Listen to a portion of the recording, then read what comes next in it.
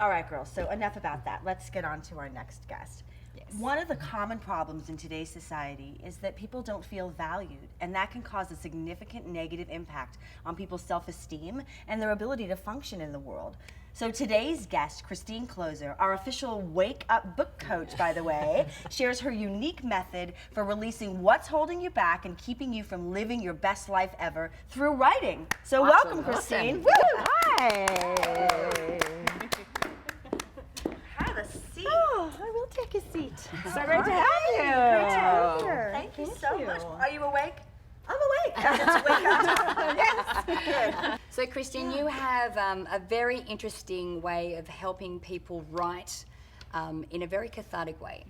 So tell us about the method that you use to do that. I do. Well, basically, it's a method of helping people just clear the stuff that's in the way, right? Because we all have blocks. We all have places that we're stuck. We all tell ourselves stories that aren't true. Yeah. And I have found through my experience working with hundreds, training thousands of authors, that if they actually sit down and put pen to paper and begin to explore, you can literally write those blocks out of your body. Yes. Oh, wow. And into a whole new experience. I mean, I've experienced it myself and witnessed my clients, and they literally birth a new person as they birth their words on the page. Absolutely. It's When I was amazing. writing my book, it felt very similar to having one of my children. It was Yes. like the creative process was very much like birthing, birthing an idea, birthing a book was like having a baby. Yeah. I mean, Yeah. that might sound weird, but No, it's the same sort of energy. Well, It's exciting, it's Yes. terrifying, it's Takes a liberating, lot of it's work. like way out of your comfort Lot of zone. pushing.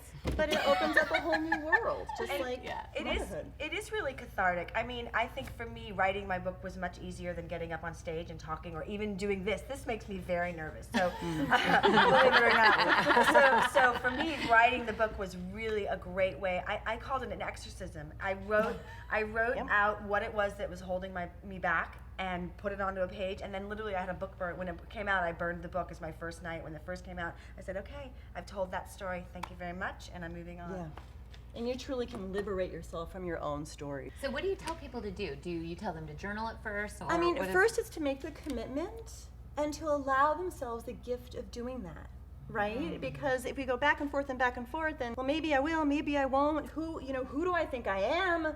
And all of that, it's like first you just need to kind of like find your place of centeredness with it. And Right. commit and say, okay, I'm gonna do this. Yeah. Well, I'm writing my book right now, and what I found is there's so much information in there I don't even want in the book, but once you start writing, Yes. the stuff just starts flowing out of you. It does. And It does. It really is. Do you think everybody has a book in them?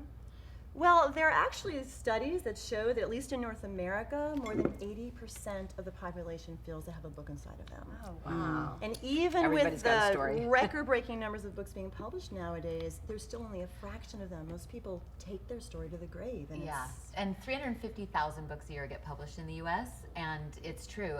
There's so many, everybody, you have to decide why you want to write it. For me, I wanted to have a way to help others build a business, because I was a single mom with a business. So you have to kind of figure out what it is. Is it a legacy? Is it for money? Is it for business? What is it, right? And then just get it out. Yes. So, so I mean, I'm assuming most people have a book in them, but do they have to write the book to publish it? No. That's some of the liberating things that I've told my clients, because there are some, and I've had amazing clients, wrote books, created amazing businesses, and others, I'm like, no, write your book for you, as if no one's gonna read it. Yes. And then if someone does, and it's meant to be out and published, then that's the cherry on top. Some people, they need to write it for them. Because there's a lot of people that have gone through some very difficult challenges, some inspiring stories that they've been able to get through it. They're telling their story can really help a lot of other people. And talk about being in service. I mean, that's a great way to be in service. But you're putting yourself out there. It is a little terrifying. When I talked about my son's, health problems and everything I had gone through, it was kind of a confessional, and You're it vulnerable. Made me, it made me like, oh my God, people are going to read this. I'll never buy my tea again. Like, I wasn't sure, but it actually was. I had that same experience.